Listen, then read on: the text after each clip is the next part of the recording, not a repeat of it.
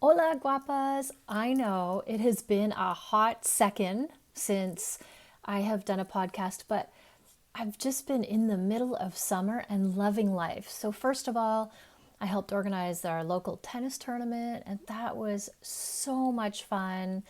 And, just all these things take up so much time. And then on top of that, I was organizing a family get together. We do it every year, and it's me and like my immediate family. So me and my boys, my mom and my dad, my brothers and their families as well. And every year we make a point of getting together and we go somewhere, we Airbnb it, and we just have the best time ever. And we all connect on a whole different level, because normally when we do family stuff, it's somebody's birthday or whatever, and it's like we get together for a dinner. So for me personally, I like to expand on what the family does together, because I really want us to get to know each other on a whole nother level. And so we had so much fun, so much fun. I think it was the best one yet. And every year I say that, so I can't wait to see what I come up with next year. And it just gives me so much joy to organize this, and then to spend that time with my family and just connecting. Just what you realize is, what I've realized is, as you get older, the only thing that really matters is family and connection and relationships and community. And I feel like the older we get, the more we realize this, the more this comes into fruition of like, wow, as our kids grow up and move away, the only thing we think about is spending time with them and how important it is, that connection.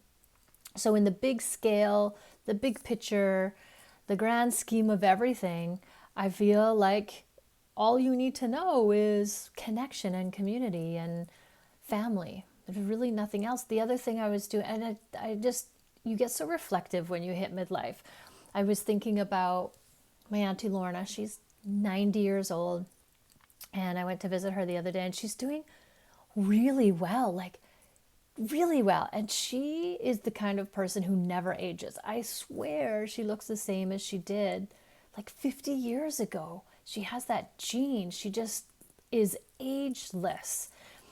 And when I saw her, she is kind of stuck in her house because she's had a couple falls. So, she's broken things and had some injuries. So it makes it harder for her to get out. And this is a woman who used to be out and about all the time. She was always engaged in the community and helping others. She loved volunteering at the hospital and at the church and all the things. So for her, when I go and visit her now, I see just somebody who is still so vibrant. She's sharp as a tack. She doesn't wear glasses. Her hearing is fine. Like all of these things, except for the fact that her mobility is gone. She has to walk with a walker, and it's really slow going for her, so she's not as independent as she used to be. So it's really hard for her to get out and be social. And again, this is where this comes in, is that she was super happy when she was out in the community helping people and participating. And she gets really sad and depressed when she can't go out and do these things. So it just kind of reaffirms my philosophy that community is everything. That's why I put so much effort into building community, or building my community, or helping others build community, or being a part of certain communities. Really, really important in the overall quality of your life. So my Auntie Lorna's life will be improved immensely when she practices her walking in a walker, like just slowly one step over the other, which is really interesting because they went to a lot of doctors and specialists and physios to get help with this. And this one physio or doctor just nailed it and said, because of her age and her fall and hitting her head and all that, the ability to just be able to walk without thinking about it is gone. It's kind of like breathing. We don't think about breathing. We don't think about walking. And because of this situation going on, her brain can't do all these things at once. And so now she needs to break it down into one little step at a time. Think about lifting your foot, then actually focus on lifting your foot, and then moving it forward and then putting it down and then focus. Like that's how it has to work in her brain. But the interesting thing is the specialist who was working with her got to know her a little bit and found out about her history and realized that she was in the military. And what do they do in the military? They march.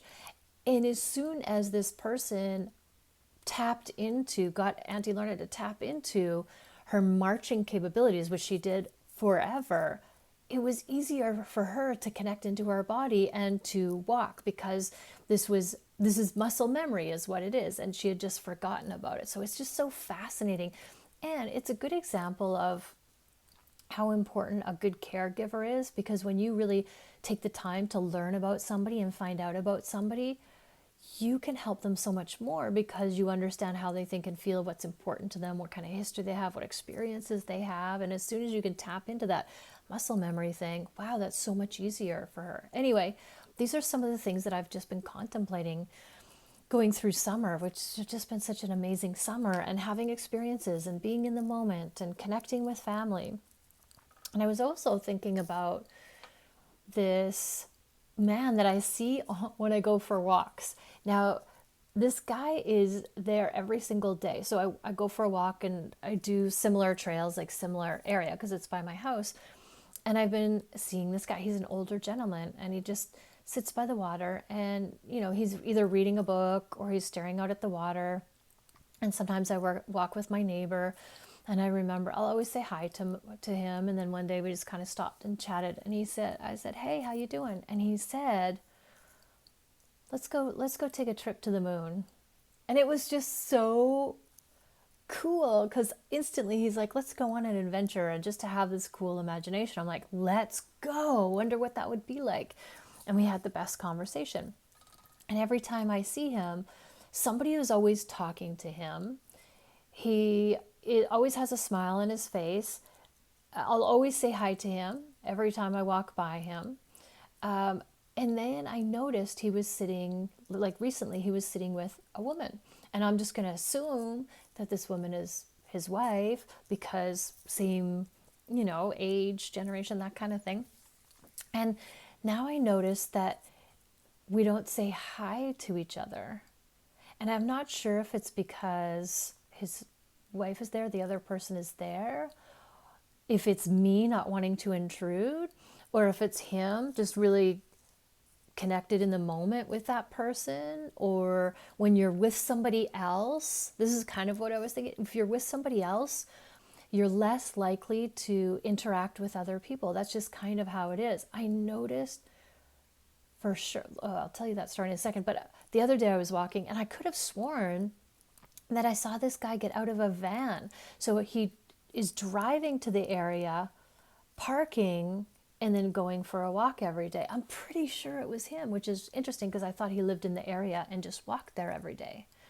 So I was like, was that him? Wasn't it? I'm going to have to ask him next time he's alone. But getting back to that, talking to people when they're alone, I notice when I travel, I meet so many people because I'm by myself.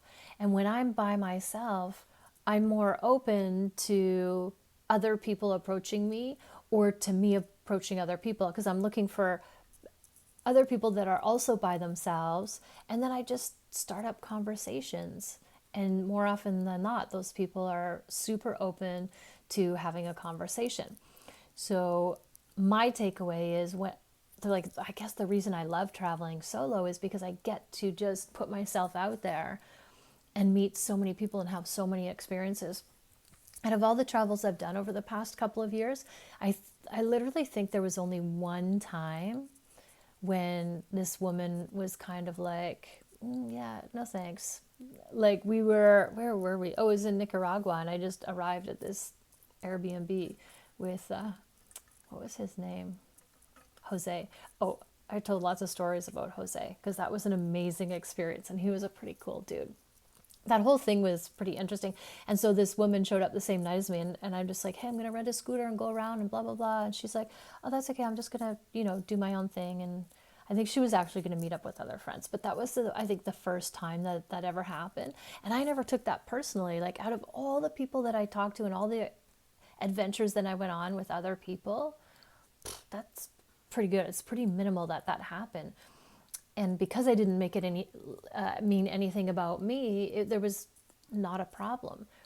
I mean, I wonder, just walking around in everyday life, how closed off we are as people to what's going on around us, or to the people around us, or to our community, or being open to other new and cool experiences. These are just things that I think of all the time, because I really feel that with the world in the state that it's at these days, we need to build community. And community always starts with your immediate family, then your extended family, then your community, like your neighborhood, your city, your province, your country. Like, that's just how it goes. And if you want to make a bigger impact and be more involved, then you want to start saying, hey, how can I create more of a community? And for me, definitely within my family, I'm trying to create that community. That's why I do those vacations. It's just game changer. But also in my neighborhood, I'm trying to create a community. And I had the best idea yesterday. It was so good. So I'm going to start implementing more ideas to see if I can make this community where I live, just this little neighborhood. It's just a cul-de-sac. It's a strata. So we all kind of belong to the, like, we're forced to be in the same community. So my vision is for us to just flourish and embellish and blossom and nourish this community so that we can make it into an absolute gem. Like, so everybody knows everybody and they love living here and they all are connected and wanting to help each other and really have each other's backs. And that's what I'm focusing on now, and just in this community, but also in my life. How can I be a part of communities that are really, really juicy, like really have a lot of depth and float my boat, like stuff that I'm really passionate about and love about, like the tennis community. I love tennis, so I'm super happy to help out and plan stuff. And I'm curious as to, does this resonate with you? What are your things that you just are so passionate about? Where could you give back more? When I coach my clients, a lot of what comes up in midlife is, okay, my kids don't need me, my family doesn't need me as much. Now where can I focus my attention? What could I do now? And a lot of the time it comes to giving back to the community, and finding these groups or creating these groups that will help you to give back and to find new connections, because we're just always in evolution. Like, relationships are a season, a reason, or a lifetime. And when you go through midlife, a lot of those relationships fall away because a lot of them were connected to your kids, like sporting events and schooling events and stuff like that. And for me, I'm on a mission, and it's like, when people say they're slow traveling, like you're taking your time to travel through different countries and different areas.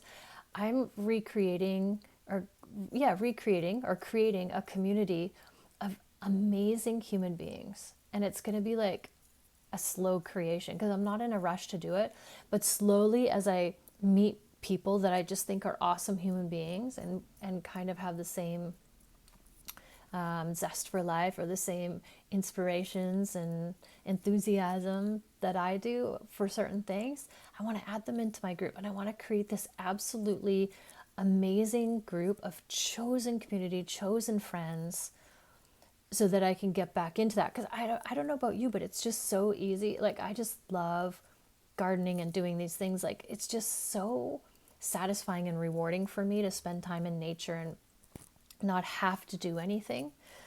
But I do want to get out there and get into this build community mode. So that's what I'm working on now, is quality people, and quality for the characteristics that I'm looking for. People that I think are amazing human beings and just really like got it going on, top bins, have the same goals and aspirations as I do, like really driven people who have big dreams and know that anything is possible, because that's what I believe. Anything is possible. If there's any reason why you're not going out there and creating awesomeness, it's because you just haven't you haven't really come to the realization that all of this is made up. And if you don't like what's going on, you can make something else up. Now, it sounds easier than it is. Like, it's simple, but not easy. But the first step is the awareness, having the awareness that life is short. And are you living your best life? If tomorrow was to be your last day, would you be like, yes, I lived hard, I lived fast, I did all the things? I'm just curious. And for me, that's community in all the different ways. Building a community here, building the communities when I go traveling into these new little places, and building my travel community. Just amazing human beings, amazing friends.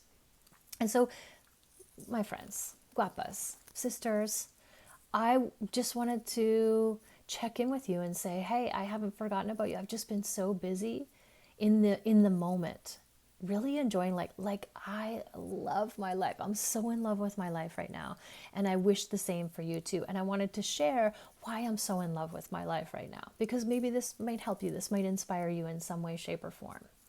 So I've missed you, and I'm back. And as always, thank you for listening. Always, always, always love yourself first, and have an amazing day.